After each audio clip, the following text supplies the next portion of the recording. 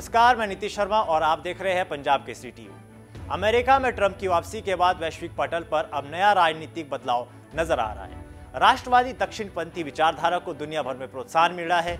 वैश्विक पटल पर इसके संकेत 10 वर्ष पूर्व मिलने शुरू हो गए थे। यह वो दौर था जब भारत में बीजेपी की पहली बार पूर्ण बहुमत की सरकार बनी थी। साथ ही इसके बाद ट्रंप की अमेरिका में बड़ी जीत और यूरोपियन यूनियन से ब्रिटेन के अलग होने ने पूरे विश्व में बड़े बदलाव के संकेत दिए थे। इसके बाद से लेफ्ट विचारधारा का लगातार लोकतांत्रिक देशों में वर्चस्व कमजोर होने लगा, जिसका परिणाम है कि कई देशों में लगातार अब दक्षिणपंथी पार्टियां सरकारें बना रही है। वामपंथी राजनीति पर इटली की प्रधानमंत्री जॉर्जिया मेलोनी ने अब अपने विचार खुलकर सामने रखे हैं। आइए समझते हैं क्या है पूरा मामला। दरअसल इटली की प्रधानमंत्री जॉर्जिया मेलोनी ने अमेरिका में ट्रंप की वापसी पर वामपंथियों पर निशाना साधा है। जॉर्जिया मेलोनी वॉशिंगटन डीसी में हो रही CPAC कॉन्फ्रेंस में बोल रही थी। यहाँ उन्होंने वैश्विक स्तर पर राजनीतिक विचारधारा में हो रहे परिवर्तन पर बात की है, जिसमें उन्होंने विश्व में दक्षिणपंथी विचारधारा के वर्चस्व पर अपनी बात रखी है। मेलोनी ने क्या कहा, आइए समझते हैं। मेलोनी ने CPAC संबोधन में वामपंथियों पर निशाना साधते हुए कहा कि लेफ्ट में आज इसलिए हताशा नहीं है कि दक्षिणपंथी नेता जीत रहे हैं, बल्कि इसलिए भी है कि वे एक साथ अंतर्राष्ट्रीय स्तर पर काम कर रहे हैं। उन्होंने कहा, जब बिल क्लिंटन और टोनी ब्लेयर ने 90 के दशक में लेफ्ट लिबरल का ग्लोबल नेटवर्क बनाया तो उन्हें राजनेता कहा जाता था। उन्होंने आगे कहा, आज जब ट्रंप, मेलोनी, जैवियर मिले और मोदी बात करते हैं तो उन्हें लोकतंत्र के लिए खतरा कहा जाता है। यह उनके दोहरे मापदंड है, लेकिन हम इसके आदी हैं। अच्छी खबर यह है कि लोग अब उनके झूठ पर विश्वास नहीं करते, भले ही वे हम पर कितना भी कीचड़ उछाले। जनता हमें वोट देती रही है।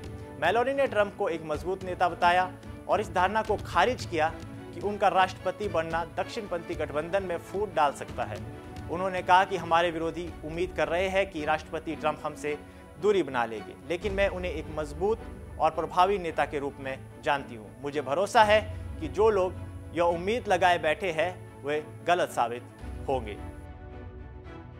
वहीं अगर बात करें लेफ्ट विंग की और राइट विंग विचारधारा की, तो यह आमतौर पर एक वैचारिक मतभेद है, लेकिन यह मतभेद तब अधिक गंभीर हो जाता है जब लेफ्ट विंग की विचारधारा में स्थानीय मुद्दों से अधिक वैश्विक मुद्दों को तवज्जो दी जाती है। इस विचारधारा से जुड़े लोगों को आमतौर पर लिबरल कहा जाता है, लेकिन इसके विपरीत राइट विंग विचारधारा के लोग हैं जो अपनी संस्कृति और स्थानीय मुद्दों पर बात करते हैं। इन्हें आमतौर पर कंजर्वेटिव कहते हैं। इस समय वैश्विक पटल पर कंजर्वेटिव विचारधारा को बढ़ावा मिल रहा है, क्योंकि वैश्वीकरण के कारण विकसित देशों में रहने वाले लोगों को इमिग्रेशन के कारण कई तरह की समस्याओं का सामना करना पड़ रहा है, जिससे स्थानीय लोगों के रोजगार प्रभावित हो रहे हैं। और उस देश में लिबरल विचारधारा के कारण मतदान के अधिकार से स्थानीय मुद्दों पर निजी मुद्दे हावी हो जाते हैं। यही वजह है कि लोग वामपंथी लिबरल विचारधारा की पार्टियों से दूरी बना रहे हैं। इस विचारधारा का प्रभाव भारत में भी देखने को मिलता है। बांग्लादेशी घुसपैठ और रोहिंग्या के खिलाफ भारत में काफी संघर्ष और मतभेद दिखे हैं। दक्षिणपंथी विचारधारा की पार्टी बीजेपी ने इन मुद्दों को चुनाव में उठाया है, जिससे भारत में स्थानीय लोगों का बीजेपी को बड़ी संख्या में समर्थन भी मिला है। बहरहाल मेलोनी ने वैश्विक मंच पर वामपंथी विचारधारा पर निशाना साधा है। यह एक संकेत दे रहा है कि लेफ्ट इकोसिस्टम अब कमजोर हो चुका है। इसके प्रभाव की बात करें तो अब आने वाले दिनों में दुनिया भर के देशों में एक दूसरे पर निर्भरता कम होगी। इससे सभी देशों में आत्मनिर्भर बनने की जंग शुरू हो जाएगी। इसका लाभ दुनिया के ऐसे देशों को मिलेगा जो काफी हद तक अपनी आर्थिक स्थिति मजबूत कर चुके हैं, लेकिन अत्यधिक गरीब देशों में और अत्यधिक विकसित देशों में इसके नकारात्मक प्रभाव देखने को मिल सकते हैं।